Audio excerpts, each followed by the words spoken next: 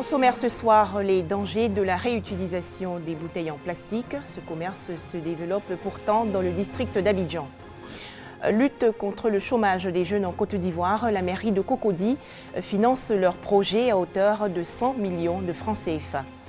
Enfin, 26 janvier 2014, moment historique en Tunisie. Le pays adopte sa nouvelle constitution à une majorité écrasante. Bonsoir à tous, madame, monsieur, bienvenue. Un nouveau commerce prend de l'ampleur dans le district d'Abidjan. Il s'agit de la vente des bouteilles en plastique déjà utilisées dans tous les quartiers, aux alentours des hôtels et même dans les décharges. Des hommes et femmes fouillent et farfouillent en quête de ces bouteilles jetées çà et là. Ces bouteilles en plastique sont ensuite lavées et réutilisées pour la conservation de jus, une pratique à risque. Accrochés à l'arrière de véhicules de ramassage d'ordures, les bidons en plastique, on en trouve partout. Après les avoir vidés de leur contenu, on les retrouve ça et là jetés dans les coins de rue ou les dépôts d'ordures. Ces récipients en plastique, loin de terminer leur parcours là, sont ramassés, lavés puis revendus pour une nouvelle utilisation. Ce qui est ramassé dans les poubelles, franchement, je ne trouve pas ça bien. Les femmes sont ramassées dans les caniveaux, dans les saletés, donc tout que ce n'est pas normal. Donc, si on peut trouver solution à ça, c'est bon. À la décharge d'Akwedo, Siriki est incontournable. Il achète et revend tout ce qui est matière plastique. Pas question pour les éboueurs, ses principaux fournisseurs, de dépasser ce corridor impressionnant qui offre un décor où ordures ménagères, poussières et déchets plastiques font bon ménage. Un paysage insalubre dans lequel Siriki trouve son gagne-pain. C'est ça, là, il paye et donc il me défend un peu pour payer ma maison. L'école des enfants, à la maison, tout ça. Là. Par jour comme ça, je peux dépenser 150 000 ou bien 100 000 quand il y a certains revend au paiement par exemple. Quand on s'en ramasse les ordures, on trie les bidons, les cuvettes cassées, et puis on envoie. Bon, il y a des acheteurs qui sont là, eux ils achètent, et puis après eux ils remettent ensemble. Il y a des dames qui prennent les bidons vides, bon, ils prennent ces bidons là aussi pour aller faire des jus. Pour nous revendre encore, et puis on prend ça, ça ne fait rien. On prend ça pour se défendre. Ça, on appelle ça le cacao. Ça même là. Non, on ne fait pas parce que ça ne marche pas même là. On n'a pas besoin de travailler. De nos jours, les bouteilles en plastique ont envahi les marchés. Elles sont régulièrement utilisées par les acheteurs pour la conservation de jus de fruits ou même pour la conservation de l'eau dans le réfrigérateur à la maison. C'est dans la poussière. Quand vous allez payer, vous n'avez qu'à laver. Avec de l'eau de javel, trempée dans l'eau de javel, puis de l'eau. Avec un peu d'eau tiède. Pour ces ramasseuses qui se réveillent chaque jour dès l'aube, à l'assaut de nouvelles bouteilles pour étoffer leur étalage, le commerce est rentable, mais toutefois contraignant. On se réveille à partir de 3 heures, là, on est 6 pieds. Parce que quand tu ne sois pas à 3 heures, là, bidon là, tu ne vas pas avoir. On a des clients aussi qui viennent de partout, de Man, Bundiali, Korogo, eux ils viennent aussi pour venir payer. Maintenant, les vendeurs de jus là aussi viennent aussi pour payer. Tu peux vendre 5 000, souvent 4 000. Une récente étude démontre qu'il y a d'énormes dangers sur la santé lorsque ces récipients en plastique sont utilisés plus d'une fois. La réutilisation des pots en plastique sur une longue période peut être toxique et conduire à l'infertilité. Il y a différentes catégories de plastique qui sont utilisées pour faire ces bouteilles-là. Ces catégories de plastique sont définies selon 7 catégories. De 1 à 7. Parmi ces catégories d'emballage, il y en a certaines qui présentent plus de risques que d'autres, notamment les catégories qui sont catégorisées 3, 6 et 7 sont celles qui présentent le plus de risques pour la santé. Vous pouvez reconnaître la catégorie de plastique qui est utilisée en regardant sur ces emballages-là, sur ces bouteilles, en général dans le fond, il y a une espèce de triangle avec un numéro à l'intérieur qui vous dit quelle est la catégorie de plastique qui est utilisée. Les dangers qui sont liés à ces plastiques-là, ce sont des dangers liés à la composition de ces plastiques. Il y a des emballages, des bouteilles qui sont composées de polychlorure de vinyle.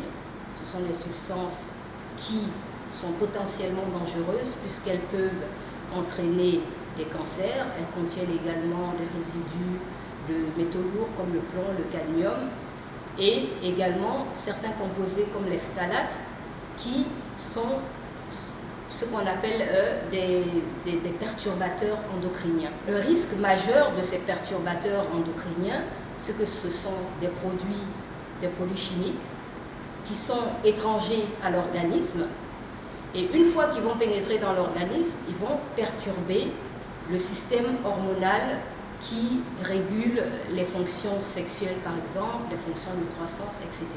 Et l'autre problème qui est important et qui est lié à la réutilisation de ces emballages, c'est qu'on va les nettoyer avec des produits qui sont agressifs, avec du savon, avec de l'eau de javel, ce qui va user beaucoup plus facilement le plastique.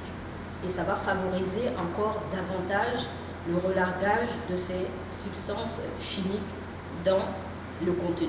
Ces emballages sont des produits jetables. Il existe toutefois une option, la bouteille en verre. Elle est recommandée pour la conservation de jus, de l'eau ou tout autre aliment comestible. Elle peut être réutilisée sans danger pourvu qu'elle soit régulièrement lavée. Le marché des bouteilles en plastique est en plein essor. Cependant, il faut que l'on y jette un regard, question de le réglementer et sensibiliser les populations sur les dangers encourus.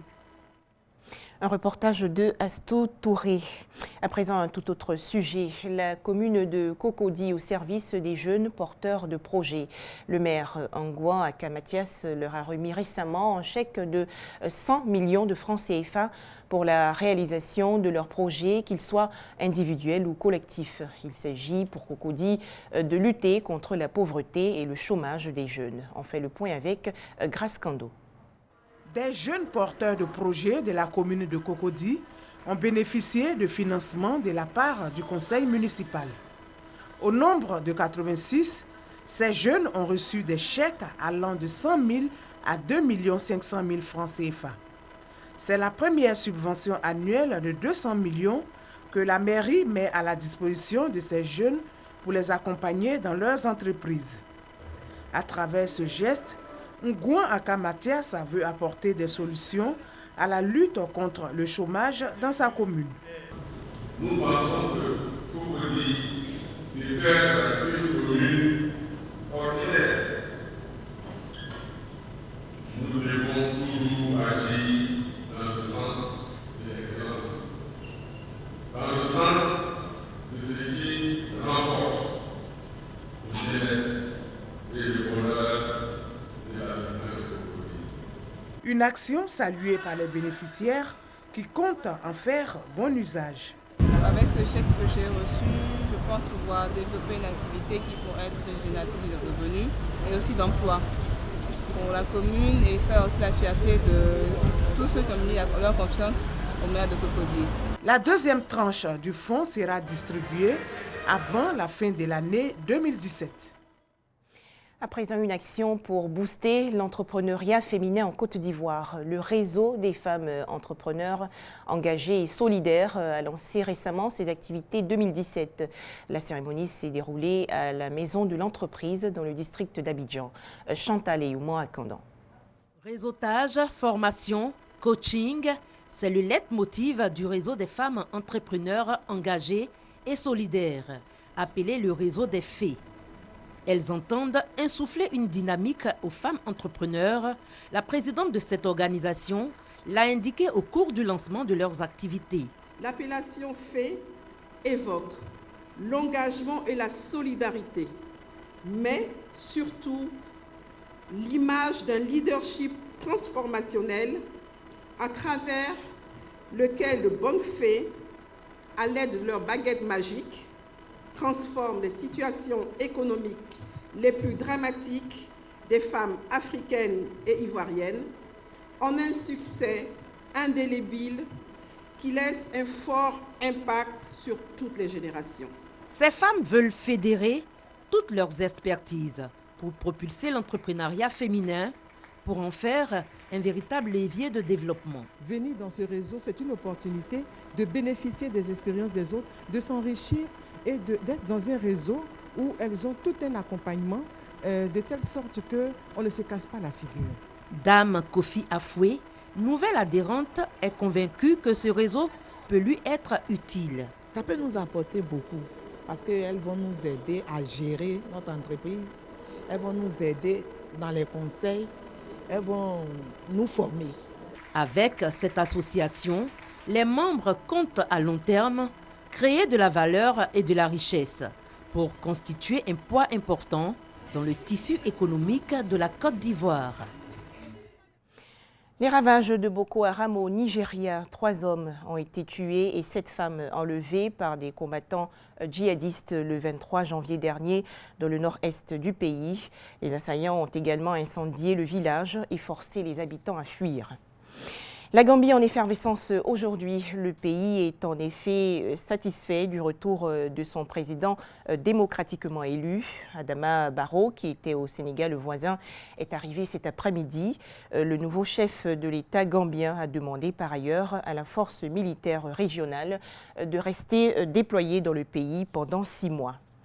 Le Brésil face à une sévère épidémie de fièvre jaune. Déjà 40 décès recensés en moins de 2 mois dans le nord et l'ouest du pays. Les autorités brésiliennes tentent de freiner la propagation du virus dans ces régions où la population n'est pas vaccinée.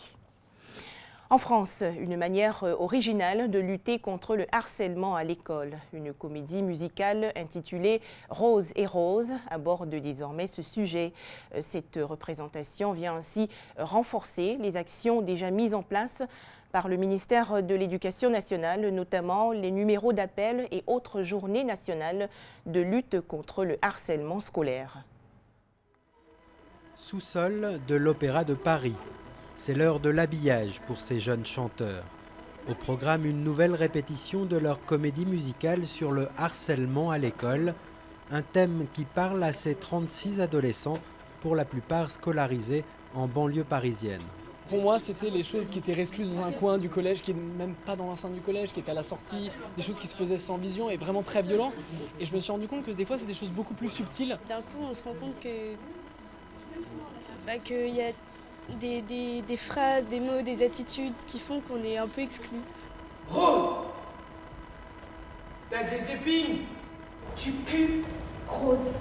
Les moqueries, les injures au quotidien, c'est le point de départ de cette comédie qui raconte le calvaire de Rose, une adolescente de 13 ans, prise pour cible par ses camarades.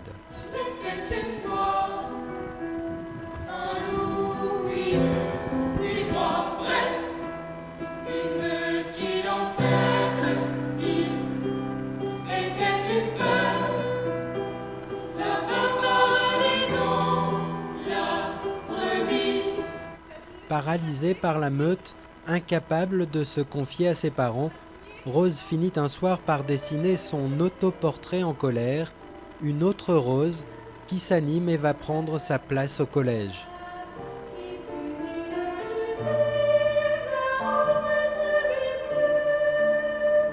Ce personnage-là parle d'une façon, en transformant les mots, elle est très vive, elle est pleine d'énergie, elle est très drôle. Et c'est elle, en fait, qui va mener toute la pièce et qui va venger la petite Rose à l'école, et justement de façon très drôle, en donnant des leçons aux différents enfants harceleurs. Alternant entre la drôlerie et la cruauté des personnages, Rose et Rose est une commande du Centre de création vocale et scénique d'Aulnay-sous-Bois, bien connu en matière d'éducation artistique. Après une programmation réussie en banlieue est de Paris, le spectacle a convaincu le prestigieux Opéra de la Bastille de le mettre à son affiche. On a réussi à traiter intelligemment, tout en apportant, à mon avis, la réflexion indispensable qu'il faut mener actuellement, c'est qu'il faut parler, il ne faut pas avoir peur de la parole, que c'est indispensable, mais aussi, et pour moi c'était le plus fort, que dans chaque enfant, même le plus harcelé possible, il a une étincelle de double qu'il faut qu'il réveille pour lutter. Selon plusieurs études, 7% des 3,2 millions de collégiens se disent victimes de harcèlement sévère. Ce conte musical des deux Roses leur parlera sans doute au cœur. Il est pour une semaine à l'affiche de l'Opéra de Paris. Dernier titre, 26 janvier 2014, la Tunisie se dote d'une nouvelle constitution. Cet événement survient plus de 3 ans après la révolution qui avait déclenché le printemps arabe. L'Assemblée nationale constituante approuve cette loi fondamentale à une majorité écrasante, 200 voix pour, 12 contre et seulement 4 abstentions. Alors que disent les textes? Les explications de Franck Quadio. 26 janvier 2014, en Tunisie, une nouvelle constitution adoptée. L'Assemblée nationale constituante ANC tunisienne a adopté tard dans la soirée dimanche 26 janvier la nouvelle constitution du pays. Plus de 3 ans après la révolution qui avait déclenché le printemps arabe, les élus de l'ANC ont approuvé cette loi fondamentale à une majorité écrasante de 200 voix pour 12 contre et 4 abstentions. Les 149 articles du texte avaient été approuvés un par un lors de débats houleux entre le 3 et le 23 janvier, opposant notamment Ennahda à ses détracteurs. Dans cette constitution, tous les Tunisiens et Tunisiennes se retrouvent. Elle préserve nos acquis et jette les fondements d'un État démocratique, a déclaré le président de l'Assemblée, Moustapha Ben Jaafar. Ce texte consacre un exécutif bicéphale et accorde une place réduite à l'islam. Elle introduit aussi pour la première fois dans le monde arabe un objectif de parité homme-femme dans les assemblées élues. Ce compromis vise à éviter une dérive autoritaire dans un pays qui a connu plus d'un demi-siècle de dictature sous Habiba Bourguiba, puis sous Ben Ali, mais aussi à rassurer ceux qui craignaient que les islamistes n'imposent leur position dans un pays à forte tradition séculière. Le secrétaire général de l'ONU, Ban Ki-moon, a aussitôt salué l'adoption de cette constitution qu'il a qualifiée d'étape historique. Voilà, merci de nous avoir suivis. On se retrouve demain vendredi à 19 h.